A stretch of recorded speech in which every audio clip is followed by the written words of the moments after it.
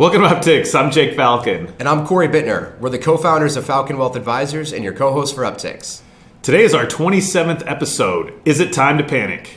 Today we're going to talk about when it is an appropriate time to panic, and we're also going to give you a current market update.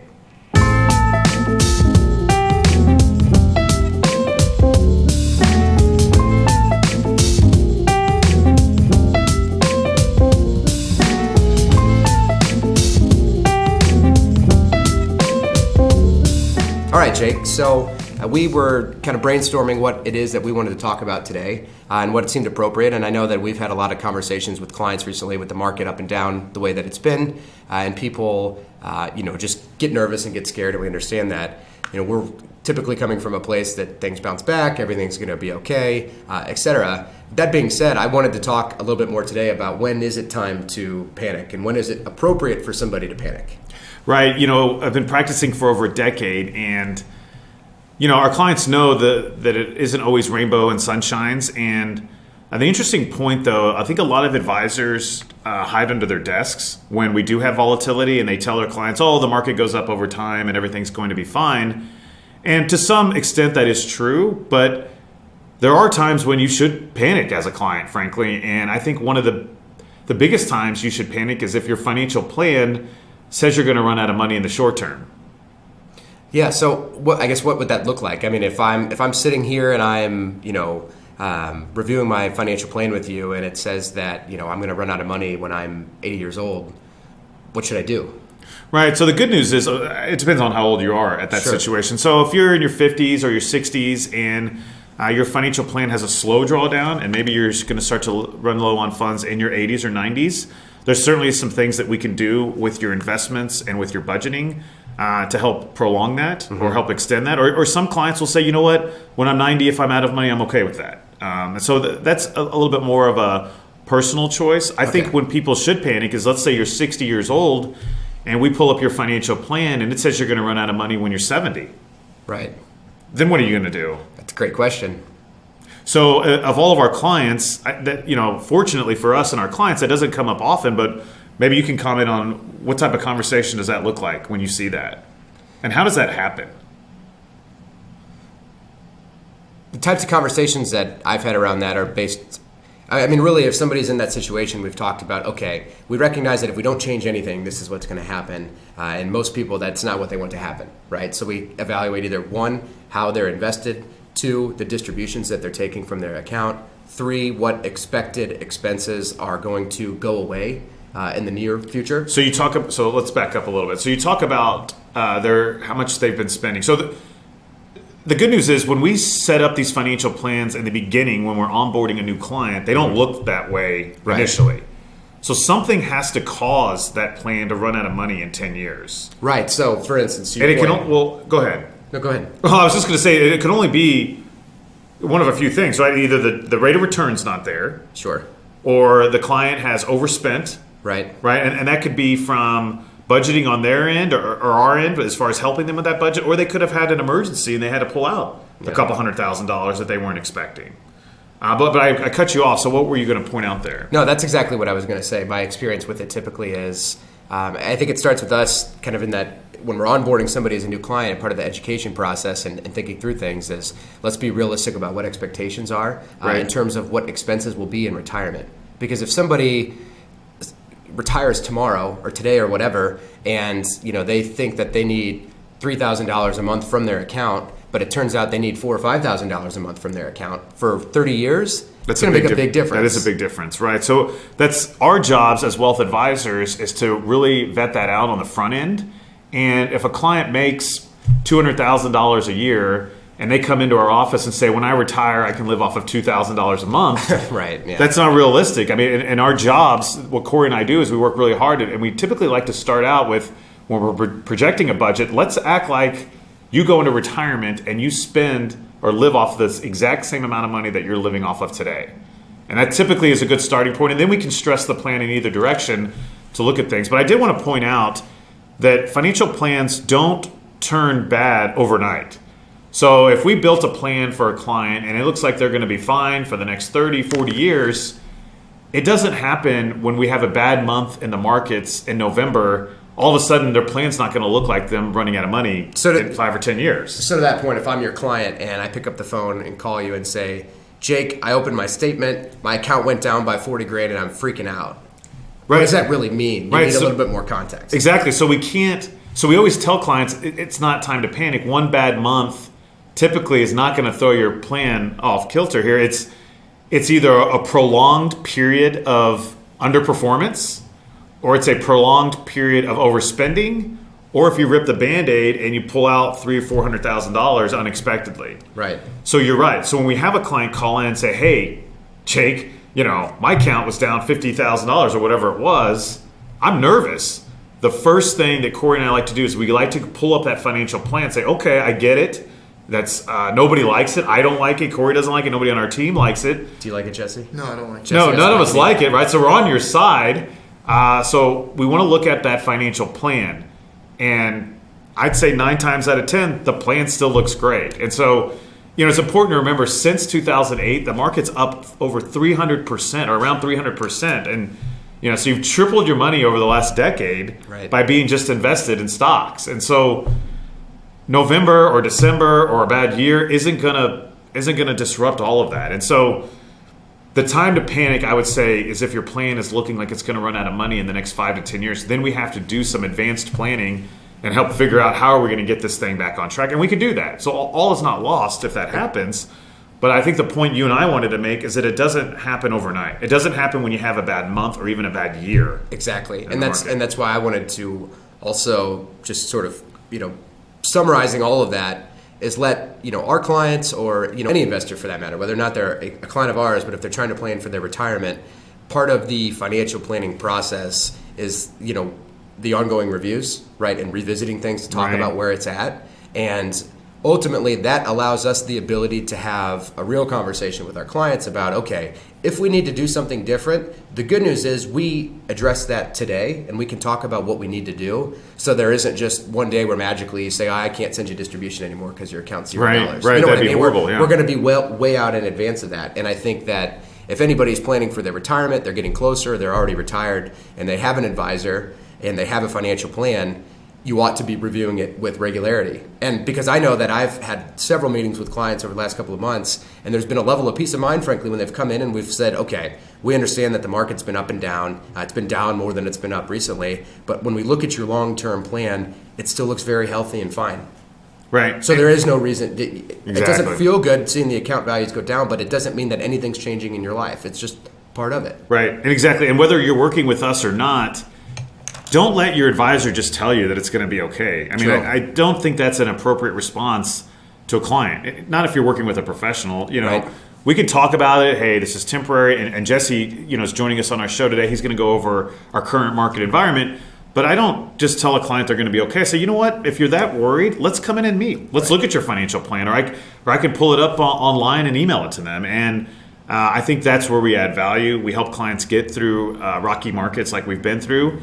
And ultimately, it's not worth panicking unless that financial plan is looking really bad. Because in the end, I believe all of us are saving our capital to do things with it. And so again, it's kind of like the value of your house goes up and down every day also, but we're not looking at it every day. Right. We're not looking at the value. I'm not looking at the value of my home every day. I don't care. So I'm not trying to sell it. And it'd probably drive you crazy if you knew what it was. Exactly. And same thing with your portfolio. I mean, we're obviously watching it very closely, but ultimately we go back to those financial plans. And that's why they're there. That's why we have them. So the health of a long-term financial plan is much more important than the value of your account month to month. Absolutely. Yeah, and hopefully that's a good takeaway for our viewers as far as that's concerned. So we brought back on our investment analyst today, Jesse Wilkins, who's been really busy here the past few weeks. Volatility has certainly spiked.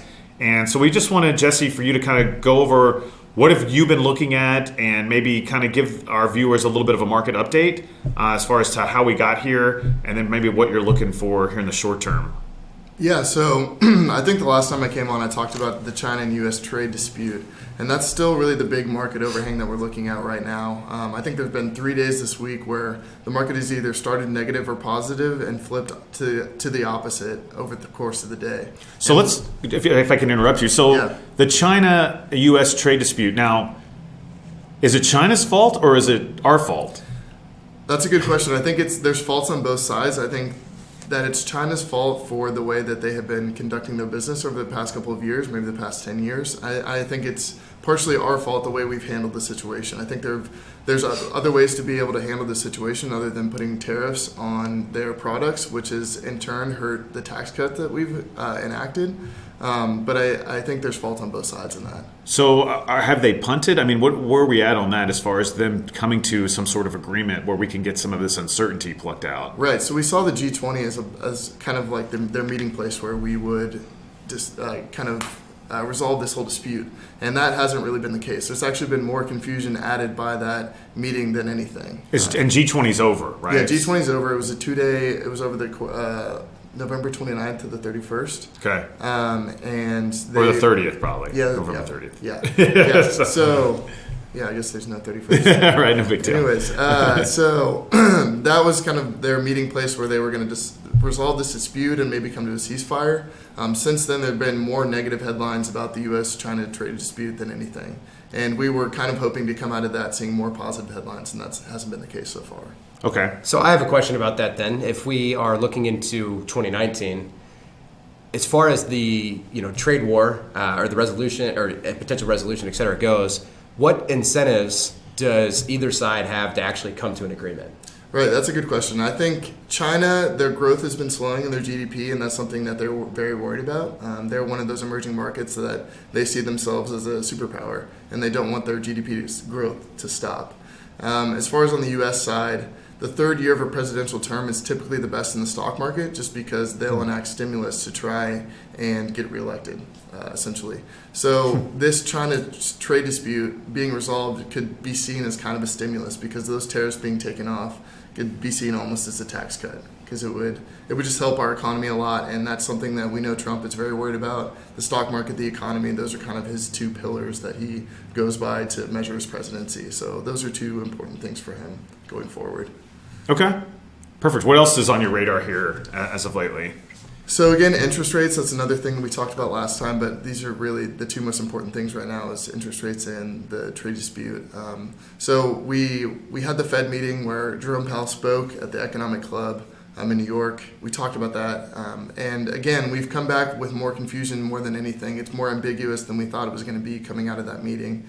So the markets are a bit confused about what's going to be happening in 2019. Next week, they're going to decide if they're going to raise rates in December. Initially, that was thought of as 100% that was going to happen. And now there's more ambiguity kind of surrounding that. And then going forward, how many times are they going to raise rates in 2019? So the consensus was about 2 to 3 over the course of the next year, including December. That has been taken back to 0 for some, and that's been stayed up at 3 for other analysts. So there's kind of some dispute on what's going to happen with interest rates going forward. Wow, and I would suggest that this is probably the most uncertainty that we've had about interest rates probably in some time. Yeah, I think macro overhangs are a really big part of the market right now, and that's something that we really didn't see in 2017. And that I think going into 2019, that's going to be on a lot of investors' minds. So my clients have been asking me, when is it going to go back up? That's a good question. So like you mentioned earlier, since the financial crisis in 2008 when it was absolute pandemonium, it's gone up, it's tripled. So if you can name a time when the stock market went down and didn't come back up again, then I would love to hear about it because that's never happened. So at some point it's going to go back up. I think one thing that we talked about how there's kind of incentive on both sides for this trade dispute to end. I think once that is resolved, which we're thinking March maybe, that will be a big moment for the market to kind of give a signal to go back up. And investors will start getting more bullish on equities again. Gotcha. Good. So to kind of segue also into that, so thank you for that update. But also, you've been starting to sit in on more of our potential client meetings. Jesse will sit in with somebody to help compare our investment strategy versus maybe another firm or another advisor. Maybe you can comment to our viewers things that you and I have been hearing as you've been sitting in on these meetings. Yeah, so a lot of people are worried about the markets. That's the one thing that I think is consistent throughout all these client meetings is that they're seeing these headlines, they're worried about what's going to happen in the stock market. And I think one of the reasons I like sitting in on these meetings is because I'm able to kind of give them a little bit of reassurance regarding the market. There have been a couple of down months, but that's not going to continue forever. And that's one thing that I like about sitting in on these meetings. But the other thing is that they like our firm because we're able to pick individual stocks, and you get that transparency that you might not get when your investor will put, or when your advisor will put you in mutual funds. Because mutual funds, they're so big that they have to invest in so many stocks, and you don't even know when they're changing their stocks. And with us, you kind of get that transparency. We'll talk you through why we made a change in the portfolio, and then we can talk about it, we can discuss, and I think that's transparency that people like. Right, and that's why more people have been coming to us lately, because they feel a little underserved, I think, because an advisor, they can just put you in a product, like even an index fund or a mutual fund. You're paying fees on top of fees, and then the issue is with the volatility we've had, there's nobody controlling it. I mean, a mutual fund will, to some extent, like you said, but nobody locally or on a custom basis is managing their capital. And that's where we feel that we add the most value at Falcon Wealth Advisors, because we are selecting individual stocks, individual bonds for our clients. We do control it. It gives us more transparency for the clients and lower cost. And like you said, we can explain exactly what we're doing within the portfolio, and our clients are seeing that come through now with the value that we add. Did you want to add anything to that, Corey?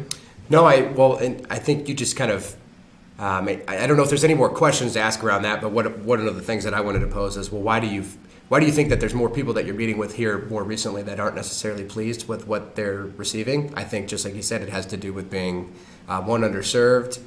Two, in 2017, for instance, it was a great year in the market, and I think people felt like, I mean, unless somebody like absolutely had no idea what they were doing in terms of investing money for them, their accounts should have probably done well last year, given what the market did. So people feel like last year, regardless of where their money was invested, they felt like it was doing what it should be. But sometimes when you see kind of a downturn, right, or you see a rocky market like we've seen here in the short term, people are evaluating, hey, okay, what am I really doing? Is there something else I should be doing? Maybe I should be having some more conversations with my current advisor and asking some more pointed questions to really understand what the strategy is and where we're going from here. Because I know I've talked to a lot of people about, this is what's happened this year, this is what we've done, this is what we're kind of looking at for 2019, and here's how we're getting prepared for that, and here's how we're trying to position our clients and everybody else to take advantage of that, regardless of what the market conditions look like. And that's what we're trying to be proactive, not just saying, well, it goes up and it goes down and it'll come back and this and that. I agree with most of that to some extent, but we also aren't just sitting here on our hands, right? That's part of what our clients are paying us a fee for. Exactly. Yeah, and I think it's a lot easier for clients to maybe trust or value their advisor when their account is going up. Sure. Right? Because like you said, last year it was pretty darn easy. And, I talk to people now that have other advisors and they're not happy. Right. And the advisor can't answer the question. They don't know they don't know if they own Nike or Home Depot. The advisor has no clue because they're not managing it. And that, if I were a client, that would scare me. And maybe that's another time to panic. That wasn't the point of this conversation. But if you're working with an advisor and they can't rattle off all of your investments and why you own them, I would be nervous. I would be very nervous, particularly in a volatile market. I wouldn't trust somebody to just go blindly and put me in a product and not know what each one of the holdings were and why each one of those holdings were present. And I think that's a scary thing. And I think if you are working with an advisor that's putting you in products, you should second guess that and maybe kick the tires and get a second opinion on that. I think something to add, I'm glad you brought up 2017 because I don't think people really realize how much of an outlier that is from an equity standpoint. I think the stock market went up every single month of the year. Or maybe there was 1 month it was where really down, close, yeah. Mm-hmm. That does not happen. So performance in 2017 isn't indicative of what could happen in future years. So what we're seeing right now is more realistic, honestly. So there are going to be months where it's down, but it's not going to be down every month. And I think there's always a bounce back, and that's the takeaway that I think people should take from that. Perfect. Yeah, and I had to that point, one other thing I'll say is I think I might have tweeted something out the other day that I read that talked about how in 2017, there was the relative calm that was in the stock market, and 2018 we've kind of hit what's felt like volatility and turbulence. Mm-hmm. That this year there's been 16 days. This was as of a couple of weeks ago. There's been 16 days where the market has moved more than 2% in either direction, and last year there were 0. Wow. For a little context, and 2008 there were 72. Oh my gosh, yeah. So to also think about, big picture context here. So that's a measurement of volatility and how things are bouncing around. And you're right, this is much more normal, certainly than what we've had over the last 2 years. The year was 0 was, to Jesse's point, definitely the outlier. Yeah. All right, good. I always like to throw out a wild card. I try to stump Corey on our shows. And you usually do a pretty good job. And so today I wanted to ask Corey and Jesse, I wanted to ask pre-video games, okay, because the holiday season's here. Pre-video games, did you have a favorite toy or toys that you remember playing with as young people? Do you have anything that you remember? So the one thing that I remember is... You've probably always had video games. Yeah, I mean, I've had video games most of my life, so I'm thinking back to when I was like 3. There's that football game that you play. It was like a magnetic field, and there was like... It's on the ground. I don't know how to describe this well, but I remember it was one of the first toys I got, and there's the amount of players on the field, and it's just like a magnetic thing, and you just turn it on, and... I think I know what you're talking about. And then the magnets just move on their own. Yeah. I don't think I had that, but I think I know what you're talking about. I remember getting that and being pumped. So. That's pretty cool. What about you, Corey? You know, I was a big Ninja Turtles fan. Were you? Yeah. Who was your favorite turtle? I liked Donatello. Was he the one with the nunchucks? No, he had the staff. The long staff? Okay. Yeah. Yeah, I think I liked... Is he purple? He was. I think I liked him too, believe it or not. Look at that. We agreed on that. What else? So you had the little figurines or what? Yeah, I remember my brother and I had the little action figure. I think we liked G.I. Joes too.